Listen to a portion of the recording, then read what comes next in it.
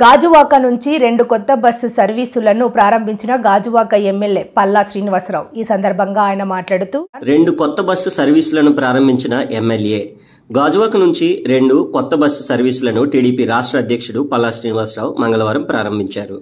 ఈ సందర్భంగా ఆయన మాట్లాడుతూ గాజువాక నుంచి విజయవాడ వరకు కొత్త బస్సు సర్వీసును ప్రారంభించినట్లు పేర్కొన్నారు। అలాగే లంకెలపాలెం అగనంపూడి స్టీల్ ప్లాంట్ మీదుగా విశాఖ ఆర్టీసీ బస్ కాంప్లెక్స్ కు మరో బస్సు సర్వీసును ప్రారంభించామన్నారు। వీటిని వినియోగించుకోవాలని ప్రయాణికులకు విజ్ఞప్తి చేశారు। ఈరోజు మరి గాజువాక మండలంలో ఉన్నటువంటి పూర్వపాలెం డిపోలో 2 బస్సులు ఈరోజు ప్రారంభించడం జరిగిందండి। ఒకటి కొత్తది, అది లాంగ్ డిస్టెన్స్ ట్రావెల్కి అంటే విజయవాడ వరకు కూడా అది కొత్త బస్సును ప్రారంభించడం జరిగింది।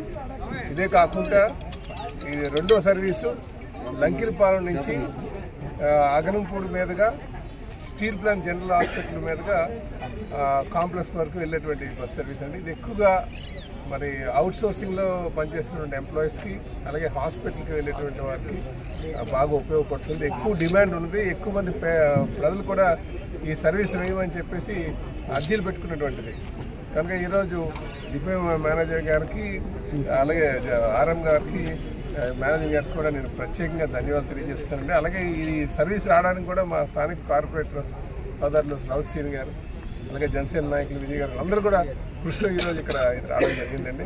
ఈ సందర్భంగా నేను ఆర్ఎం గారికి ఆర్టీసీ డిపో రీజనల్ మేనేజర్ గారికి డిపో మేనేజర్ గారికి నేను ప్రత్యేకంగా ధన్యవాదాలు తెలియజేసుకుంటానండి।